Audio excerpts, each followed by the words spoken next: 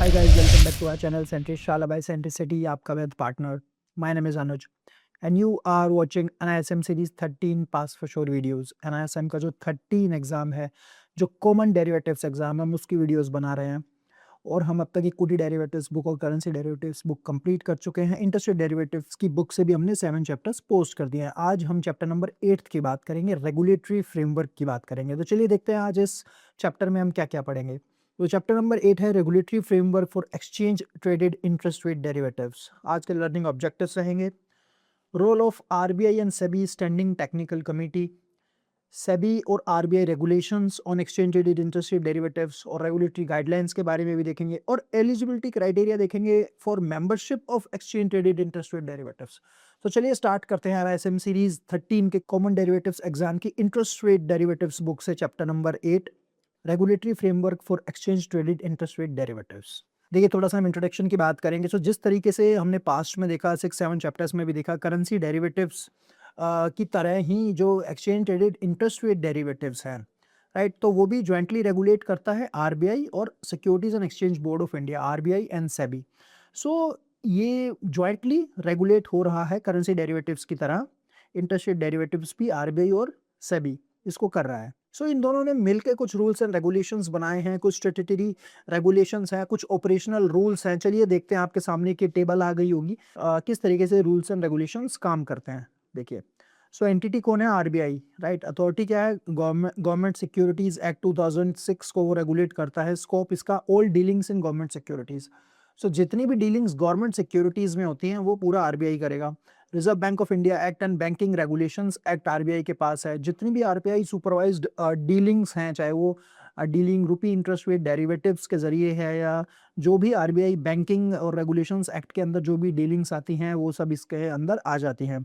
फिर उसके बाद आता है SEBI, securities and exchange board of India, जिनका एक्ट है 1956 एंड सेबी एक्ट 1992, वो इसके अंदर आता है. जितने भी एक्सचेंज ट्रेडेड कॉन्ट्रैक्ट्स हैं, चाहे वो इक्विटी डेरिवेटिव्स के हैं, चाहे करेंसी डेरिवेटिव्स के हैं, चाहे इंटरेस्ट रेट डेरिवेटिव्स के हैं, चाहे कमोडिटी डेरिवेटिव्स के हैं, जो भी एक्सचेंज ट्रेडेड कॉन्ट्रैक्ट्स हैं वो सब सेबी की जुडिक्शन में आता है and SEBI has to take care of them. इसके बाद आ जाता है exchange clearing corporation, bylaws of the exchange and clearing corporation, ये अथॉरिटी होती है. जितने भी operational rules and procedures for trading, clearing, settlement और रिस्क मैनेजमेंट यहाँ पे क्लियरिंग कॉर्पोरेशंस के बाद आ जाता है. और डिपॉजिटरीज में depositories act 1996 is the authority और पूरा का पूरा डीमैट अकाउंट्स वो हैंडल करते हैं. So these are the entities, their authority and the scope. तो इसमें 1-2 नंबर के क्वेश्चंस आ सकते हैं, वो अपने को देखना पड़ेगा. अब बात करते हैं सिक्योरिटीज कॉन्ट्रैक्ट एक्ट 1956 की. ये है क्या? देखिए ये क्या करता है, ये पूरा का पूरा डायरेक्टली कंट्रोल जो भी है, जितने भी एस्पेक्ट्स हैं सिक्योरिटीज ट्रेडिंग में स्टॉक एक्सचेंजेस के, उनको बताता है, राइट. और एक तरीके से सेंट्रल गवर्नमेंट को एक रेगुलेटरी जुरिडिक्शन प्रोवाइड कराता है. सो तो किस तरीके से प्रोवाइड कराता है? देखिए, stock exchanges through a process of recognition and continuous supervision. तो एक तरीके से पूरा रिकॉग्निशन और कंटिन्यूअस सुपरविजन रहती है. कॉन्ट्रैक्ट्स एंड सिक्योरिटीज रहते हैं, ये कॉन्ट्रैक्ट होते हैं और listing of securities on stock exchanges. ठीक है, बात करते हैं द टर्म सिक्योरिटीज की. द टर्म सिक्योरिटीज की, कि सिक्योरिटीज में क्या क्या आ जाता है. जैसे जितने भी शेयर्स आपके आ जाते हैं, shares, scripts, stocks, bonds, debentures और जितने भी अदर मार्केटेबल सिक्योरिटीज होती हैं, चाहे वो पूल्ड इन्वेस्टमेंट व्हीकल्स के अंदर हो या किसी भी बॉडी कॉर्पोरेट की हो, that would be considered as a security. जितने भी आपके डेरिवेटिव कॉन्ट्रैक्ट्स हैं, चाहे वो इक्विटी डेरिवेटिव्स है, कमोडिटी डेरिवेटिव्स है, इंटरेस्ट रेट डेरिवेटिव्स है, करेंसी डेरिवेटिव्स है, सबको सिक्योरिटी माना जाएगा. यूनिट्स और एनी अदर इंस्ट्रूमेंट, जितना भी जो भी कलेक्टिव इन्वेस्टमेंट स्कीम के अंदर जो किया गया है उस वो भी सिक्योरिटी होगा. और सिक्योरिटी रिसीट जो है, जैसे सिक्योरिटाइजेशन और रिकंस्ट्रक्शन ऑफ फाइनेंशियल एसेट्स जो है, इसमें भी आपको माना जाएगा. कोई भी पूल्ड इन्वेस्टमेंट व्हीकल्स की यूनिट या कोई भी unit such instruments issue to the investor under any mutual fund, जितनी भी म्यूचुअल फंड स्कीम्स हैं उसके अंडर जो यूनिट्स अलॉट की जाती हैं इन्वेस्टर्स को, they would be also considered as a security. और कोई भी एनी सर्टिफिकेट इंस्ट्रूमेंट्स जो एक स्पेशल पर्पस डिस्टिंक्ट एंटिटी के अंदर बनाया गया है, वो पोजेस करता है, जैसे कि डेट रिसीवेबल हो गए, मॉर्गेज हो गया, इस तरीके के भी गवर्नमेंट सिक्योरिटीज होती हैं. फिर गवर्नमेंट सिक्योरिटीज आ जाती हैं. सो ये सारा का सब आपका सिक्योरिटीज के अंदर आ जाता है. The term derivative has been defined in securities contract act, कि ये वो है जिसकी खुद की कोई वैल्यू नहीं है और the value is being derived from any other underlying asset. जैसे कि मैंने आपको बताया, डेरिवेटिव्स किसके हो सकता है? शेयर्स का हो सकता है, कमोडिटी का हो सकता है, राइट. किसी भी आपका शेयर्स का हो सकता है, कमोडिटीज़ का हो सकता है, करेंसी का हो सकता है और इंटरेस्ट रेट डेरिवेटिव्स का हो सकता है, राइट? तो किस तरीके से वैलिडिटी कैसे की जाती है इनकी कि traded on a recognised stock exchange पे ट्रेड होना चाहिए और सेटलमेंट एक और clearing house recognised stock exchange को लेना चाहिए जहाँ पे पूरा का पूरा ट्रेडेड जहाँ पे इनकी सेटलमेंट की जाती है। अब बात करते हैं आरबीआई और सेबी की जो standing technical committee on exchange traded and interest rate derivative, चलिए उसकी बात समझते हैं। देखिए आरबीआई ने इन अप्रैल 2008 में क्या किया, रिकमेंड किया introduction of exchange traded currency futures को, राइट? सो जिस तरीके से आरबीआई और सेबी की मीटिंग चली थी और एक टेक्निकल कमेटी थी, तो उन्होंने आरबीआई ने introduction of exchange traded currency futures दिया। फिर उसके बाद उन्होंने एक तरीके जो स्टैंडिंग टेक्निकल कमेटी थी उन्होंने एक्सचेंज ट्रेडेड करेंसी और इंटरेस्ट रेट डेरिवेटिव्स को भी एक साथ कॉन्स्टिट्यूट कर दिया, राइट? टू बिगिन विथ इन्होंने कुछ नॉर्म्स बताए जो एक्सचेंज ट्रेडेड करेंसी फ्यूचर्स में आएंगे। सो ये कुछ टर्म्स ऑफ रेफरेंस थी कमिटी की, जैसे कि to coordinate the regulatory roles of RBI and SEBI. अगर किसी को करेंसी और इंटरेस्ट रेट फ्यूचर्स में एक्सचेंज करना है तो आरबीआई और सेबी के जो भी रेगुलेटरी है उनको कोऑर्डिनेट करना, to suggest the eligibility norms. जितने भी एक्सचेंजेस हैं चाहे वो करेंसी कर रहे हैं, इंटरेस्ट रेट फ्यूचर कर रहे हैं, जो उनकी एलिजिबिलिटी नॉर्म्स हैं, एलिजिबिलिटी क्राइटेरियाज जो मेंबर्स हैं एक्सचेंजेस के उनके क्या रहेंगे, राइट? मार्जिन रिक्वायरमेंट्स क्या होंगी, रिस्क मिटिगेशन मेजर्स क्या होंगे, आरएमसी के बारे में, product design review on ongoing basis उनको ये करना है, और सर्विलेंस मैकेनिज्म या dissemination of any market information ये भी अंदर अंडर किया जाएगा। और कोई भी इशू आता है in overall interest of market stability तो वो इस चीज का पार्ट रहेगा, राइट? और कमिटी ने एक रिपोर्ट पेश की इंटरेस्ट रेट फ्यूचर्स की ऑन जून 17, 2009, और ये आपको सेबी की वेबसाइट पे भी आपको मिल जाएगी। अब बात करते हैं RBI guidelines of exchange traded interest rate derivatives की। देखिए जो इंपॉर्टेंट डेफिनेशन बताता हूँ, इंटरेस्ट रेट डेरिवेटिव जैसे कि हम पढ़ चुके हैं, इट्स अ फाइनेंशियल डेरिवेटिव जिसकी खुद की कोई वैल्यू नहीं है, value is being derived from one और मोर इंटरेस्ट रेट्स, राइट? तो जैसे जैसे price of interest rate movements हैं, इंटरेस्ट रेट इंडाइसिस है, उसके बेसिस पे इनके डेरिवेटिव्स बनते हैं। तो इंटरेस्ट रेट फ्यूचर क्या है? Again it's a standardised contract जो कि लिस्ट होते हैं एक्सचेंज पे from a recognised stock exchange to buy और सेल। तो ये पहले भी हमने पढ़ा है, नोशनल सिक्योरिटी या कोई भी ऐसी सिक्योरिटी जो इंटरेस्ट बियरिंग है या वो इंडेक्स जो इंटरेस्ट रेट्स का है, या उनको किसी भी स्पेसिफाइड फ्यूचर डेट पे at a predetermined price लिया जाएगा, that is the interest rate future. और interest rate futures also include आपका मनी मार्केट फ्यूचर्स, राइट? और इंटरेस्ट रेट ऑप्शंस क्या होगा? इन जितने भी इंस्ट्रूमेंट्स के अगर ऑप्शंस होंगे, कॉल या पुट ऑप्शन, तो वो they will be considered as interest rate options, right? Eligibility participants कौन कौन से हैं? Any person residing in India या एनी नॉन रेजिडेंस इसमें पार्टिसिपेट कर सकता है। इंडियन और नॉन रेजिडेंट पेरेंट कंपनी होगी या ग्रुप कंपनी कोई भी होगी, वो भी इसमें पार्टिसिपेट आपका कर सकती है।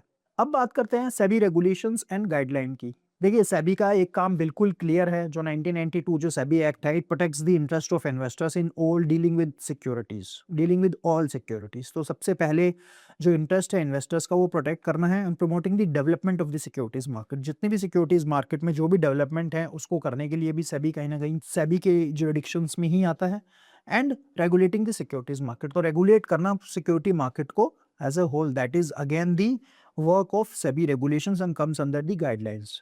अब बात करते हैं एलिजिबिलिटी क्राइटेरिया फॉर मेंबर्स। देखिए जो मेंबर्स हैं जो रजिस्टर्ड हैं सेबी में for trading in currency equity derivative segment, वो एलिजिबल हैं इंटरेस्ट रेट डेरिवेटिव्स में भी ट्रेड कराने के लिए, सब्जेक्ट टू दी उनका कुछ बैलेंस शीट की रिक्वायरमेंट होने, अगर वो पूरी फुलफिल कर देते हैं तो वो हो जाएगा।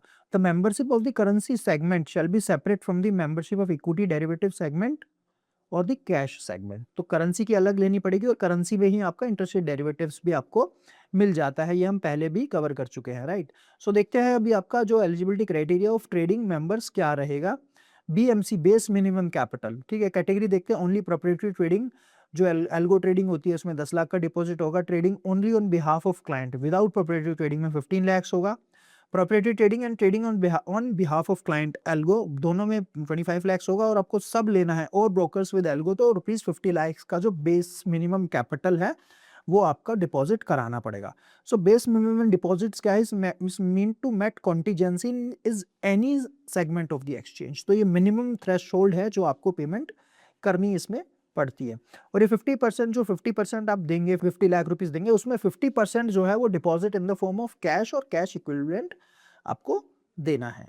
ठीक है, सो अभी आपके एलिजिबिलिटी क्राइटेरिया आ गए। इंडिविजुअल के लिए देखिए एज आपकी स्क्रीन पे आ गया, 21 ईयर्स, इंडियन सिटीजन होना चाहिए, एटलीस्ट HSC हायर सेकेंडरी और इक्विवेलेंट एग्जामिनेशन होना चाहिए, क्वालिफिकेशन होनी चाहिए और उसका एक्सपीरियंस 2 साल से कम का नहीं होना चाहिए। ऐसे ही पार्टनरशिप फर्म्स के लिए इन्होंने ये गाइडलाइंस बनाई हैं, मिनिमम एज 21 ईयर्स और रजिस्टर्ड पार्टनरशिप फर्म होनी चाहिए, डेजिग्नेटेड पार्टनर्स होने चाहिए, एजुकेशन उनका सेम और एक्सपीरियंस भी सेम होना चाहिए। ऐसे ही LLP के लिए उन्होंने बनाया है, राइट, जो लिमिटेड लायबिलिटी पार्टनरशिप है, सो वो भी पूरा liability partnership under partnership act जानी चाहिए। ठीक है, so these are all the parameters. और ये है फिर आपका कॉरपोरेशंस के लिए कि corporate registered under the companies act होना चाहिए और minimum paid up capital 30 lakh होना चाहिए, designated directors at least 2 directors designate होने चाहिए इसके लिए और minimum age of directors should be 21 years होना चाहिए और अगेन सेम जो minimum of 2 years of experience in any 2 years of experience in dealing with the securities होना चाहिए यहाँ पर। Banks authorized by Reserve Bank of India under Section 10 of the Foreign Exchange Management are permitted to become the trading and clearing member of the currency derivatives of all the stock exchanges. Right? तो कहने का मतलब है banks को भी authorise किया है RBI ने under section 10 of foreign exchange management जो एक्ट है कि वो भी ट्रेडिंग और क्लियरिंग मेंबर बन सकते हैं in currency derivative segment of all the stock exchanges, right, जिसमें आपका इंटरेस्ट रेट डेरिवेटिव्स भी इंक्लूड रहेगा।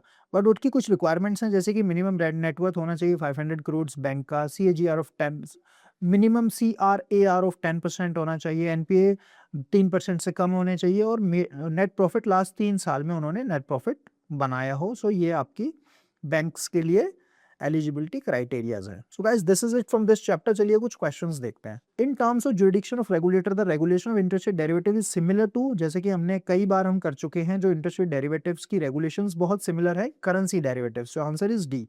RBI guideline on rupee interest rate derivatives direction 2019 permit dash to participate in interest rate contracts. So NRIs, non-retail, retail, all of the, so answer is all of the above. जो non residence हैं, retail हैं, non retail और retail दोनों भी इसमें participate कर सकते हैं। Third, position limit guidelines for exchange traded interest rate derivatives is provided by RBI, SEBI, Ministry of Finance and none of the above.